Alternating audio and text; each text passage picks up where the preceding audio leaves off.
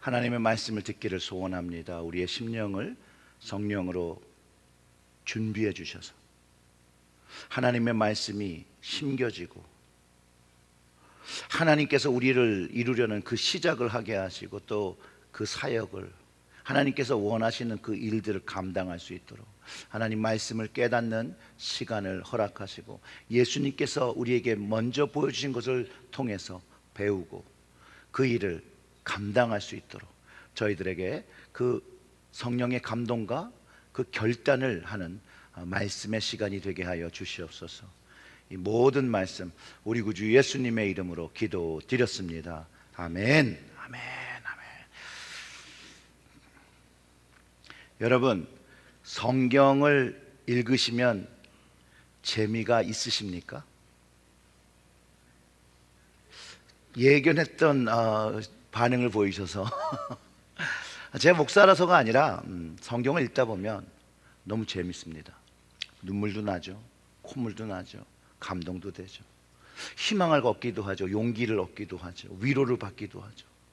그리고 큰 하나님의 나라가 그 나라에서 나 같은 자를 만나 주시는 것, 그 광대하신 하나님께서 나를 자녀 삼아 주셨다는 그 모든 것들이 너무 재밌다라는 거예요. 여러분 꼭 매일매일 하나님의 말씀을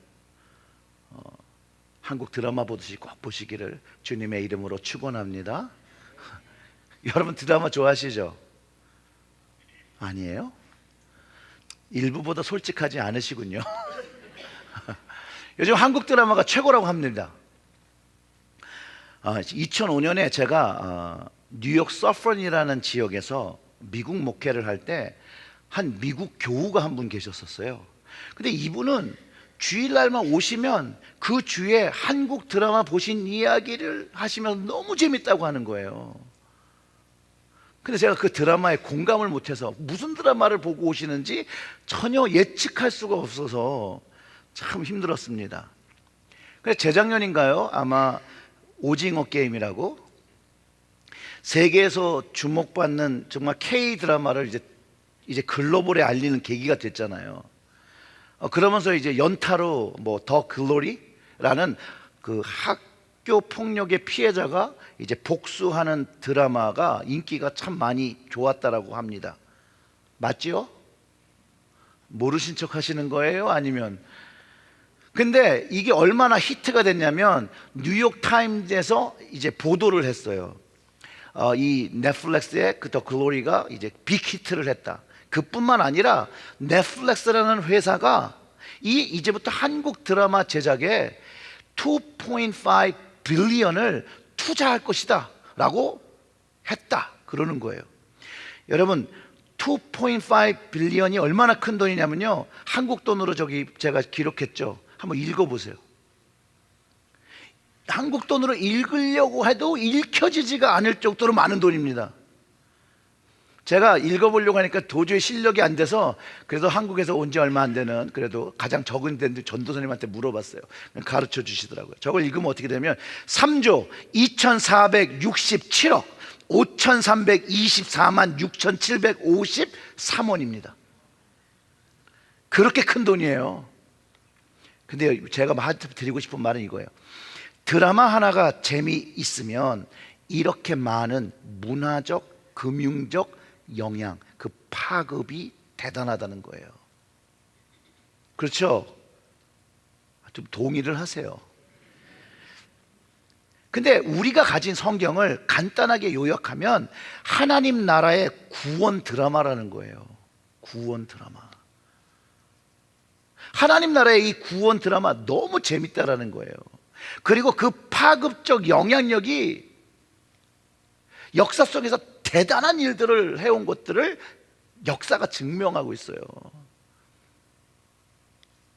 그리고 그냥 큰 일만 한 것이 아니라 한 사람의 인생을 바꾸는 능력이 있다는 그 성경이, 여러분들이 갖고 있는 그 성경이, 그 구원의 드라마가, 이 성경 드라마를 위해서 하나님께서요 거기에 많은 인물들을 등장시키죠.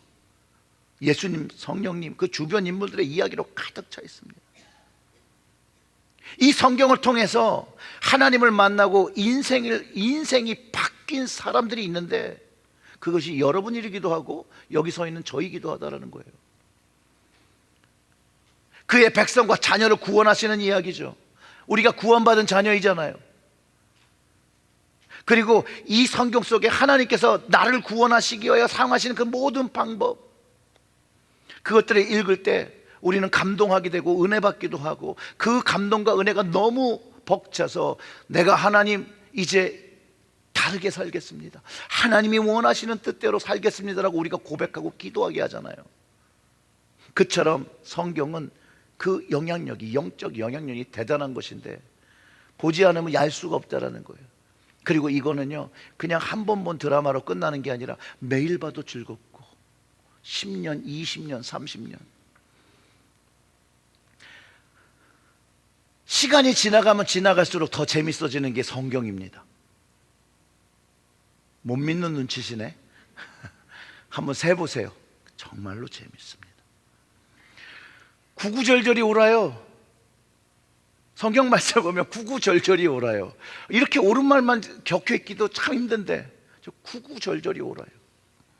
그런데 이 성경도 볼 때에 그 관점이, 올바른 관점이 있어야 올바르게 이해하고 정확한 뜻과 계획을 알게 되는 것이라는 거예요. 만약 내가 원하는 관점, 듣기를 바라는 그 관점으로 성경을 탐구하고 보기 시작할 때 많은 사람들이 하나님의 말씀을 오해하기도 하고 오역하기도 하고 왜곡하여 사용했던 것들이 역사적으로 부정적인 결과를 가져오게 한 것들을 많이 우리가 알 수 있다는 거예요. 그렇기 때문에 말씀을 듣고 배울 때 가져야 하는 자세가 있는데 바로 그거를 예수님이 가르쳐 주신다는 거예요. 예수님은 하나님의 말씀에 대해서 겸손한 자세를 가지셨고 순종의 자세를 가졌다는 거예요. 그러니 우리도 그 주님을 보며 닮아야 하는데 하나님의 말씀을 대할 때 겸손과 순종의 자세로 대해야 한다는 거예요. 이 이야기는 뭐냐? 하나님의 말씀으로 통해서 내가 깨달음이 왔을 때 내가 그 깨달은 말씀을 내 삶에 적용해야 된다는, 순종해서 행해야 한다는 것을 가르쳐 주는 것이죠. 예를 하나 들면 이렇다라는 거예요. 말씀을 읽으면서 야, 이렇게 거짓된 삶을 살면 안 되고 거짓말하면 안 되겠구나 라고 말씀을 주셨는데 내가 내 삶 속에서 내 삶의 이득을 위해서 내가 거짓을 꾸며야 된다는 순간이 됐을 때 그거를 절제하거나 막아내지 못하고 끊어내지 못한다면 결국 하나님 말씀에 불순종하며 살아가는 모습을 가지게 되는 거잖아요. 불순종함 뿐만 아니라 하나님께서 이렇게 했으면 좋겠다라고 말씀하셨는데 불구하고 그 말을 듣지 않는 건 하나님을 무시하는 그런 행동을 보이게 된다라는 거예요. 그러니까 하나님의 말씀이 나에게 분별되기 시작하면 그 말씀을 지키며 따라 살려고 하는 순종과 겸손의 자세를 가지고 말씀을 가지고 갈등하는 거예요. 고민하는 거예요. 잘 되지 않는 걸 기도하는 거예요. 하려고 하는데 그거 잘 안 되는 부족함을 가지고 그걸 이겨내기 위해서 하나님을 의지하고 주님을 의지하고 성령님을 의지하며 그 살아가는 과정이 결국은 하나님께서 요구하시고 그 과정을 통해서 하나님을 알아가기 시작한다는 거예요. 하나님을 경험하기 시작한다는 거예요.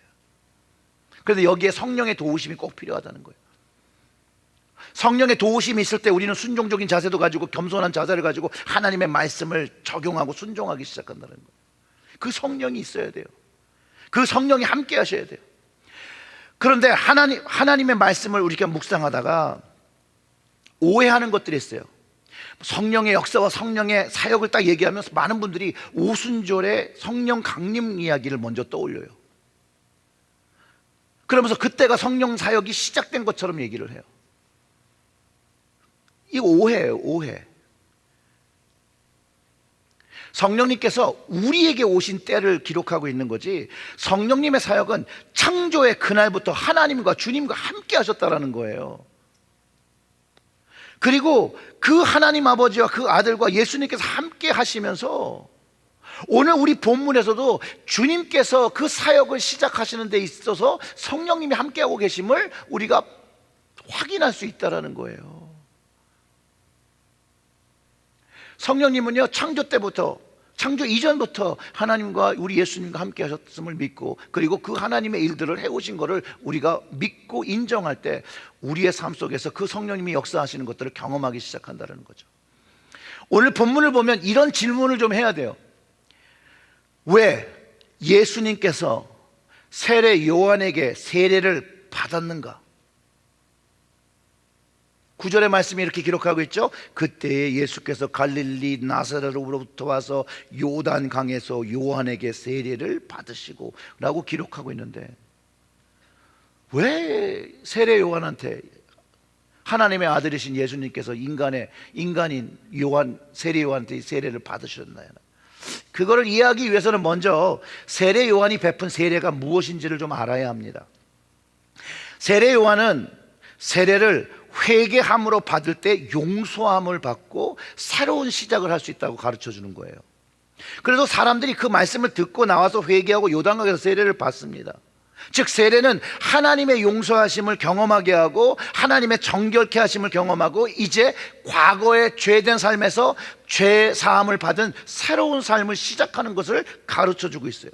그래서 우리도 세례를 받을 때 우리의 죄를 회개하고 그 죄를 예수님께서 지신 십자가의 능력으로 죄 사함을 받고 용서함을 받을 믿고 세례를 받는 것이죠. 그때 하나님의 용서와 정결함을 받는 거예요.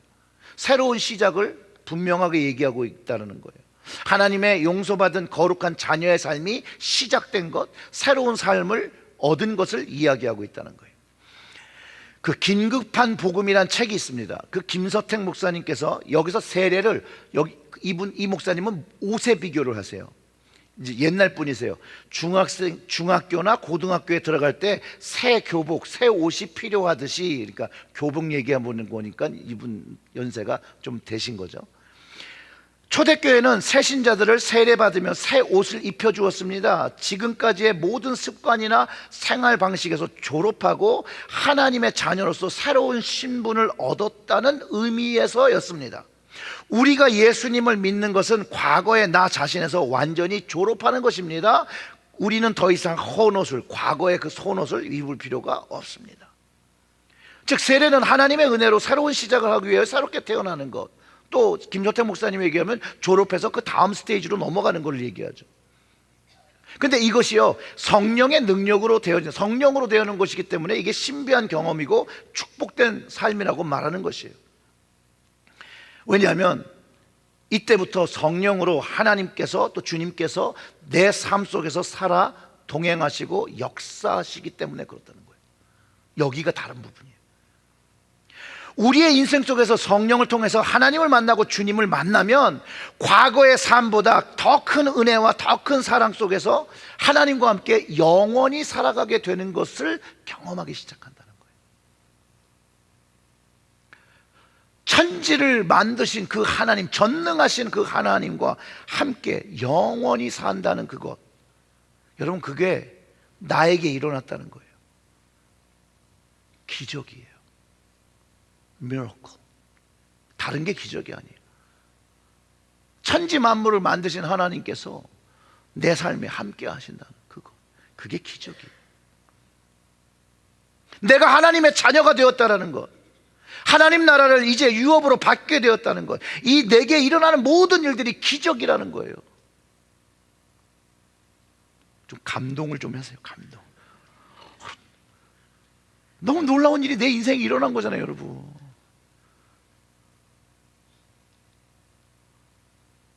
아무도 내 얘기를 들어주지 않은데 하나님은 내 얘기를 들어주시잖아요.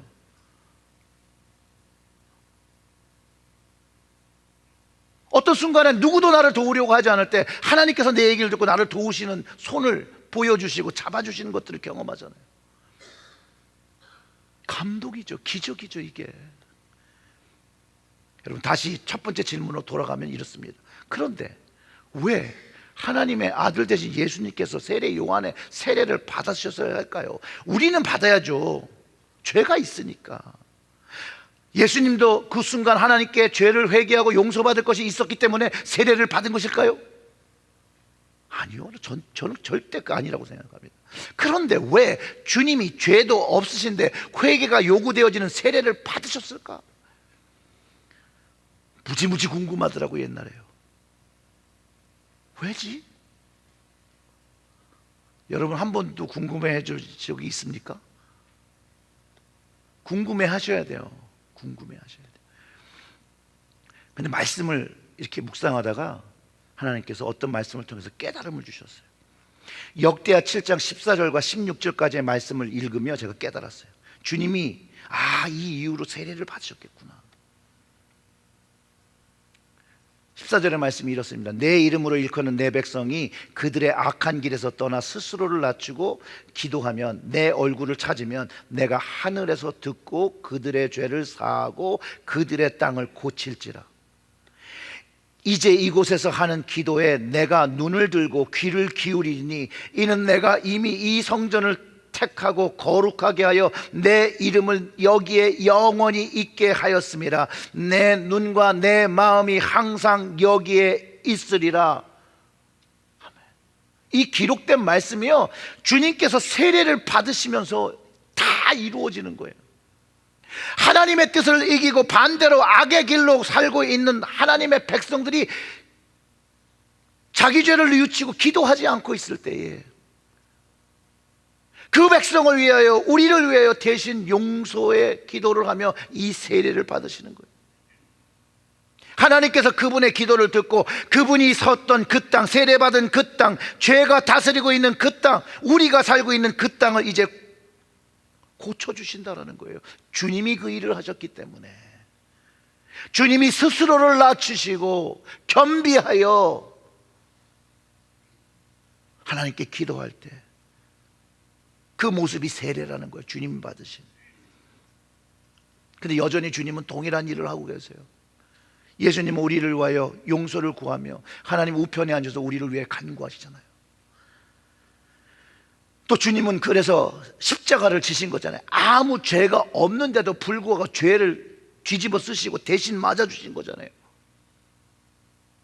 대신 맞음으로 우리를 위해 하나님께 용서해 주시라고 간구하시잖아요. 십자가에서도요.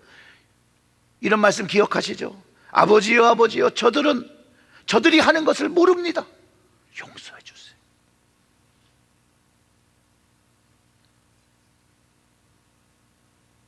또한 예수님은요, 우리를 위하여 성령을 구해 주셔요. 이제 역대하 7장 그 15절과 16절의 말씀이 이루어진 걸 우리가 기억할 수 있어요. 하나님이 눈을 들고 귀를 기울이시고 하나님의 임재가 항상 우리와 함께 있도록 그분의 눈과 마음이 이 땅에서 경험되기 시작하는 거예요. 주님이 먼저 보여주신 거라는 거예요. 그리고 그 먼저 보여주신 게 이제 오순절에 모든 사람들에게 경험되기 시작했다라는 거예요. 주님이 순종과 겸손으로 이 세례를 받으시며 중보의 기도를 하신 그 주님이 그 세례를 받으신 후에 하늘과 이 땅이 연결되어지는 문이 열립니다. 오늘 그 본문 10절과 11절이 그 말씀을 하는 거예요. 곧 물에서 올라오실새 하늘이 갈라짐과 성령이 비둘기같이 자기에게 내려오심을 보시더니 하늘로부터 소리가 나기를 너는 내 사랑하는 아들이라 내가 너를 기뻐하노라 하시니라. 아멘. 하늘문이 열리면서 성령이 비둘기같이 내려오십니다. 그리고 하나님의 음성이 들리는데 궁극적으로 무슨 얘기를 하냐면 성령이 오셔서 하나님의 사랑하는 아들이고 하나님께서 기뻐하시는 자라는 것을 선포하시는 거예요. 저는 이 하나님의 음성이 예수님 혼자만 들린 게 아니라고 생각해요. 저는 그렇게 믿지 않아요. 거기 예수님뿐만 아니라 거기에 있던 사람들이 모두 들었고 그것을 들었기 때문에 복음서에 기록이 되어 있는 거예요. 이 동일한 성령이 이제 오순절에 오시는 거예요. 회개하며 기도할 때 사람들에게 강림하시는 거예요. 그리고 이 성령님이 우리에게 오시면 우리가 하나님의 자녀인 것과 하나님의 아버지를 고백할 때에 우리가 하나님의 기쁘신 자녀임을 깨닫게 해주신다는 거예요. 근데 아이러니는 하나도 기쁘신 자녀가 아닌데 하나님께서 기쁘신 자녀라고 성령님께서 가르쳐 주시는 거예요.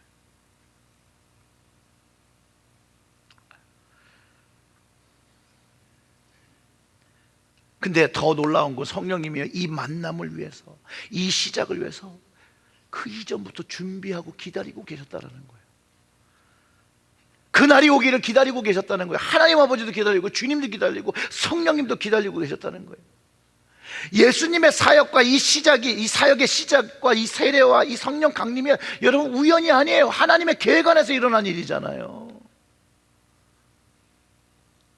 그리고 예수님께서 오셔서 우리에게 일어날 일, 우리가 경험할 성령님에 대해서 알려주시고 그 성령님께서 하실 일들을 주님께서 미리 몸소 보여주신다라는 거예요.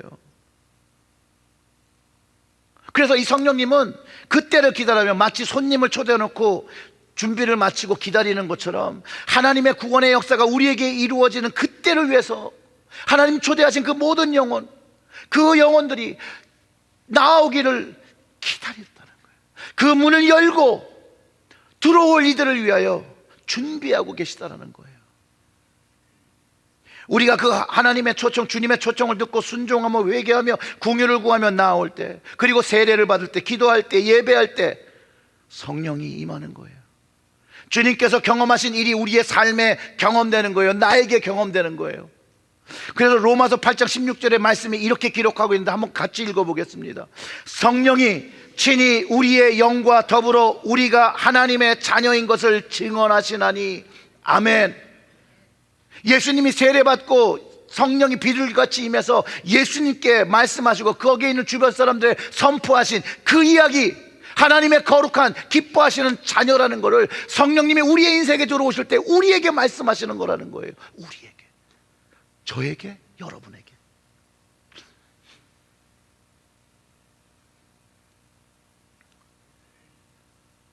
성령님이 기다렸다는 뜻이 말씀해 주시는 거예요. 네가 하나님의 자녀야. 기쁜 소식으로 알려주는 거예요. 몰랐었지. 그냥 정말 하나님께서 기뻐하신지. 다른 사람이 널 보고 뭐라고 해도 하나님 너를 기뻐하셔.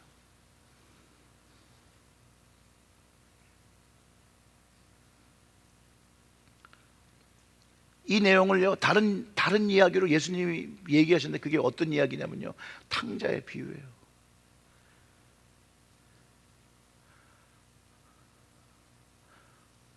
천하의 정말 불효막심한 자식이죠. 아버지, 저는 아버지가 빨리 죽어서 재산을 받고 싶어요 라고 말한 그놈. 그놈이 돌아오니까 어떻게 하나님 아버지 어떤 마음이라고? 죽었던 자녀가 돌아오지 않았느냐. 그래서 하나님은 우리가 나올 때, 야, 돌아와줘서 고맙다, 나와줘서 고맙다. 성령님께서 그래서 하나님이 기뻐하시는 거야 라고 하나님의 마음을 우리에게 전달해 주시는 거예요. 그리고 우리는 그 성령님의 음성을 들으며 경험하며 감동하며 그 하나님 때문에 거룩한 인생을 살겠다라고 변화하기 시작한다는 거예요. 야, 내가 아버지 이렇게 살았는데 아버지가 이렇게 하시는 걸 경험하고 나니 내가 이렇게 살면 안 되지. 그러면서 하나님의 자녀로, 하나님의 뜻을 이해하는 자녀로 인생을 다시 또 시작하는 거예요. 이게 성령으로 시작하는 거예요. 이게 우리에게 일어난 기적이에요. 나 같은 인생에 하나님께서, 주님께서, 성령님께서 찾아왔다는 그 자체가 여러분 기적이에요. 그게 복이에요.